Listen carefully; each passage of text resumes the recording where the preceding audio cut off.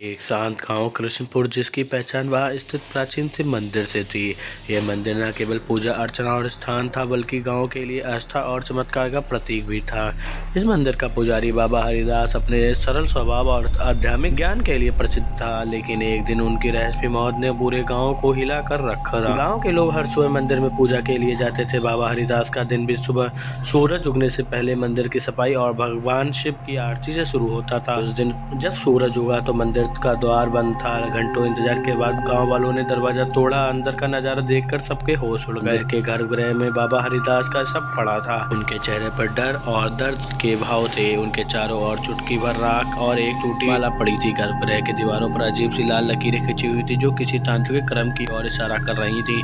गाँव वालों को समझ नहीं आया कि यह हादसा कैसे हुआ। बाबा हरिदास का कोई दुश्मन नहीं था। पुलिस को बुलाया गया, लेकिन जांच में कुछ खास नहीं मिला। मंदिर के भीतर कोई बाहरी निशान नहीं थे और ना ही कोई हिंसा का संकेत। गांव में अंधविश्वास का माहौल फैल गया। कुछ लोगों का मानना था कि ये शराब का अच्छा कहना था कि बाबा ने किसी शक्तिशाली तांत्रिक को नाराज कर दिया। गांव में रहने वाला एक युवक अर्जुन को इस मामले में कुछ गड़बड़ लगी। अर्जुन को शहर में पढ़ाई कर चुका था और विज्ञान में विश्वास रखता था। इस घटना की तह तक जाने की ठान लेता है। वह जानना चाहता था कि बाबा हरिदास की मौत के पीछे कुछ बड़ा रहस्य छुपा है। अर्जुन ने अपने सबसे करीब दोस्त सुमित को साथ लिया, तो उन्होंने मंदिर के गर्भगृह का निरीक्षण शुरू किया। दीवारों पर खिंची लकीरों को देखकर अर्जुन ने अनुमान लगाया कि ये तांत्रिक चिन्ह हो सकते हैं, लेकिन सबसे अजीब बात यह है कि भगवान शिव की मूर्ति का त्रिशूल थोड़ा सा झुका हुआ लग रहा था। अर्जुन और सुमित ने तय किया कि वे रात में मंदिर में रहकर देखेंगे कि क्या कुछ असामान्य होता है। जैसे ही आधी रात हुई, मंदिर के भीतर से अजीब आवाज सुनाई देने लगी। ऐसा लगा जैसे कोई धीमी फुसफुसाहट कर रहा हो। अचानक गर्भगृह का दीपक अपने आप बुझ गया।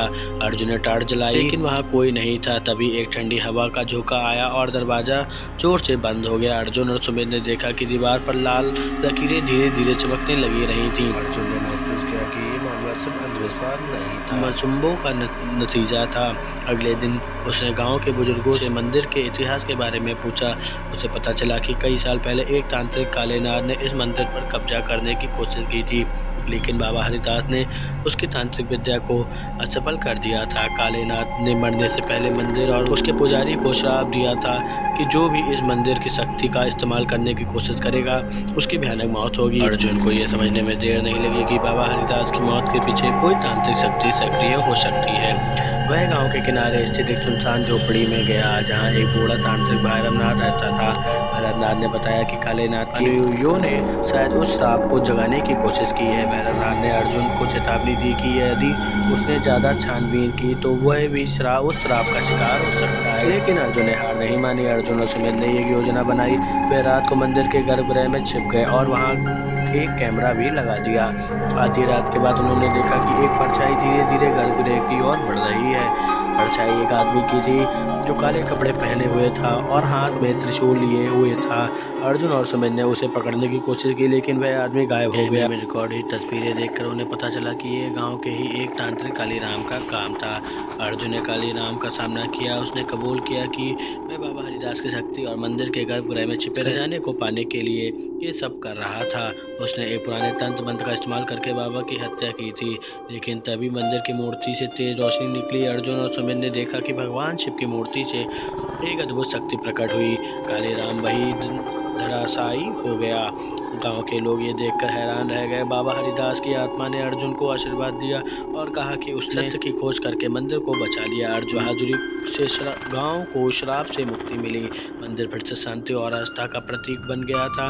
अर्जुन का नाम हमेशा याद किया जाने लगा और उसने सबको यह संदेश दिया कि सत्य और धर्म की राह पर चलने वाले को कभी कोई नहीं हरा सकता। ये कहानी हमें ये दर्शाती है कि बुराई कितनी भी ताकतवर क्यों ना हो, सत्य और अच्छाई की विजय हमेशा ही होती है।